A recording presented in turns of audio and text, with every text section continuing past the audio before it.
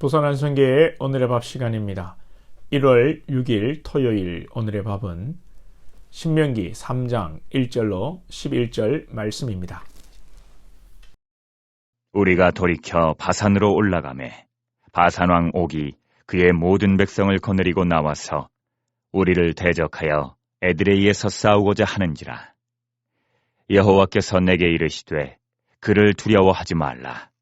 내가 그와 그의 모든 백성과 그의 땅을 내 손에 넘겼으니 내가 헤스본에 거주하던 아모리 족속의 왕 시온에게 행한 것과 같이 그에게도 행할 것이니라 하시고, 우리 하나님 여호와께서 바산왕 옥과 그의 모든 백성을 우리 손에 넘기심에 우리가 그들을 쳐서 한 사람도 남기지 아니하였느니라. 그때에 우리가 그들에게서 빼앗지 아니한 성읍이 하나도 없이 다 빼앗았는데 그 성읍이 60이니 곧 아르곱 온 지방이요 바산에 있는 옥의 나라이니라. 그 모든 성읍이 높은 성벽으로 둘려 있고 문과 빗장이 있어 견고하며 그 외에 성벽 없는 고을이 심히 많았느니라. 우리가 헤스본 왕 시혼에게 행한 것과 같이 그 성읍들을 멸망시키되 각 성읍의 남녀와 유아를 멸망시켰으나 다만 모든 가축과 그 성읍들에서 탈취한 것은 우리의 소유로 삼았으며, 그때에 우리가 요단강 이쪽 땅을 아르논 골짜기에서부터 헤르몬 산에까지 아모리 족속의 두 왕에게서 빼앗았으니 헤르몬 산을 시돈 사람은 시련이라 부르고 아모리 족속은 스닐이라 불렀느니라. 우리가 빼앗은 것은 평원의 모든 성읍과 길르앗 온 땅과 바산의 온 땅, 곧 옥의 나라 바산의 성읍 살르가와 에드레이까지이니라. 르바임 족속의 남은 자는 바산왕 옥뿐이었으며 그의 침상은 철 침상이라. 아직도 암몬 족속의 라빠에 있지 아니하냐. 그것을 사람의 보통 규빗으로 재면 그 길이가 9규빗이요 너비가 4규빗이니라. 오늘 본문은 이스라엘이 요단 동편을 점령하는데 어제는 헤스본 시온 왕을 이긴 것이고 오늘은 북쪽 좀 더 북쪽에 있는 바산 왕 옥을 상대하여서 승리했던 내용입니다. 물론 오늘 전투에서 승리하게 되는데 여러분, 전쟁이라는 것이 쉬운 것이 아닙니다. 우크라이나와 러시아의 전쟁이 러시아의 일방적 승리로 끝날 것 같았지만 아직도 전쟁이 이어지고 있고, 이스라엘과 하마스입니까? 이 전쟁도 금방 끝날 것 같았는데 아직도 끝나지 않고 있습니다. 우리가 어떤 신앙의 관점에서 다윗이 골리앗을 이기는 것처럼 드라마틱하게 한 방에 기적적으로 전쟁에서 이기는 것도 있지만, 실제 또 많은 우리 전쟁의 역사에는 전략이 필요하고 또 규모가 비슷해야 전쟁이 되는 것입니다. 그런데 오늘 성경을 보면 어제도 그렇고 오늘도 너무 쉽게 생각할 수 있습니다. 하나님께서 올라가라 해서 순종했더니 이기고 진멸했다. 그런데 오늘 조금 더 세밀하게 보면 이 전쟁이 얼마나 위험하고 말도 안 되는 전쟁인지 모릅니다. 시온을 이기고 올라오는 이 이스라엘을 바산 왕 옥이 마중을 나옵니다. 마중 나온다는 것이 진짜 마중이 아니라 전쟁을 하기 위해 나오는 거죠. 그런데 이 바산 족속과 옥이라는 이 왕은 보통 사람이 아닙니다. 이들은 거인족입니다. 11절에 보시면 르바임 족속이라고 하는데, 르바임 족속이라는 말이 바로 아낙 자손과 같이 거인을 뜻하는 족속입니다. 그리고 11절에 보시면 바산 왕 침대 사이즈가 여러분 어떻습니까? 길이가 9규빗, 약 4m, 너비가 약 1.8m입니다. 이 엄청난 철로 된 침대이죠. 여기 자는 사람은 거인입니다. 이런 거인들이 이스라엘을 향하여 몰려온다고 한번 생각해 보십시오.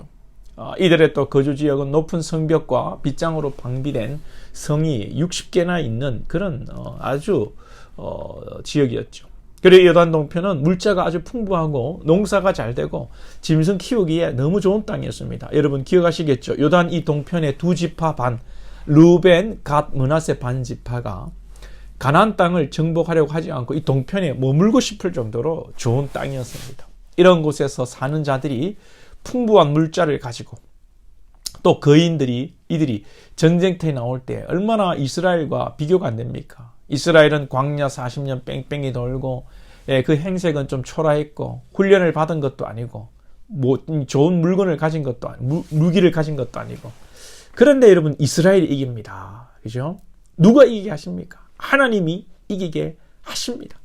하나님께서 이기게 하시는데 누구를 이기게 하십니까? 순종하는 자, 믿음의 눈을 들어 하나님을 바라보는 자를 하나님이 도우시고 이기게 하십니다.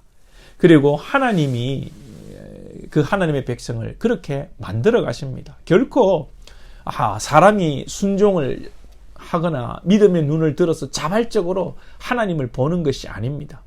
이 40년 전에 이스라엘이 아낙 족속을 보고 겁을 먹고 우리 이스라엘은 메뚜기다 그렇게 불평했기 때문에 하나님께서 전쟁에 패하게 하시고 40년 광야에서 훈련하게 하시고 이제 그 40년 광야 훈련을 통해서 이스라엘 백성들에게 믿음을 주시고 약속의 땅을 바라볼 수 있는 눈을 가지게 하시는 것입니다. 하나님이 그렇게 만들어 가신 것이죠. 우리의 현실도 마찬가지입니다. 우리가 어려움을 당하고 일이 더디된다고 한다고 할지라도 여러분 우리가 믿음을 가졌다면 걱정하거나 염려하거나 조급해할 필요가 없습니다. 우리가 뭘 어떻게 할 수 있는 문제가 아닙니다. 하나님이 하십니다. 하나님이 하셔야 합니다. 할렐루야. 그러므로 우리는 믿고 기도하고 하나님의 이 역사심에 우리를 맡기는 것입니다. 때로는 그 맡기는 순간 그 시간들이 고난의 시간일 수 있고 또 억울한 시간일 수 있고 아픈 시간이 될 수 있고 내 원대로 되지 않아 답답하고 분노가 일어날 수도 있습니다. 그러나 믿음은 다른 게 아니라 그러한 상황 속에서 기다리며 기도하는 것이고 끝내 하나님의 선하신 뜻이 이루어질 것을 믿는 것이죠. 여러분은 하나님을 믿으십니까?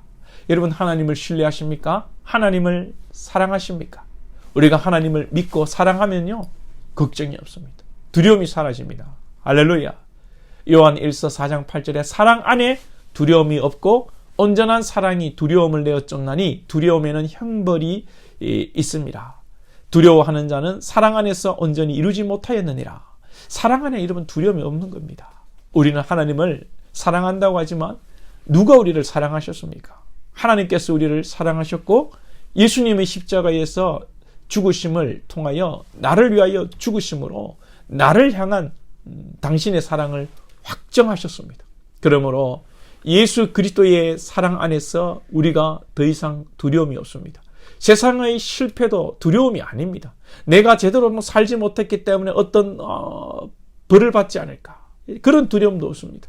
내가 신앙생활 잘못했는데 벼락 맞는 게 아닌가, 내가 잘못했기 때문에 내 자식이 어떻게 되는 거 아니냐, 여러분 그런 율법적이고 비성경적인 두려움이 떠나가는 것입니다.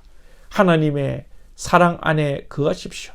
우리는 이 세상 전쟁에서 싸움에서 승리하는 그런 시시한 승리가 아니라 사망의 권세를 가진 마귀를 예수님의 십자가로 승리하신 그 주님의 능력과 사랑 안에 거함으로 두려움 없는 신앙, 평안이 넘치는 신앙, 진리가 우리를 자유케 하는 신앙 하시기를 축복합니다. 기도드리겠습니다. 하나님 아버지, 오늘 또 북쪽에 바산의 왕과 싸워 승리하는 이스라엘을 보게 됩니다. 정말 기골이 장대하고 거인이고 정말 좋은 물자를 가지고 전쟁에 임하는 저들을 보면서 이스라엘이 두려워하지 않고 또 하나님이 주시는 마음을 가지고 승리하게 되는 것을 보게 됩니다. 우리 사랑하는 권속들에게 은혜를 다하여 주시고 우리에게 이러한 믿음의 눈이 있게 하여 주시옵소서. 하나님께서 모든 것을 이루어 가시는 줄로 믿습니다. 믿음이라는 것, 하나님이 일하심을 믿고 하나님이 우리를 죽기까지 사랑하신 독생자를 아낌없이 내어주신 그 사랑을 믿고 하나님 사랑하고 하나님의 사랑 안에 거하며 그래하여 두려움이 떠나가고 주의 진리가 우리를 자유케 하며 평강이 넘치는 우리 복된 건축들 다 될 수 있도록 오늘도 믿음의 마음을 주시고 믿음의 눈을 주시고 믿음의 생각들을 하게 하여 주옵소서. 예수님의 이름으로 기도하옵나이다. 아멘.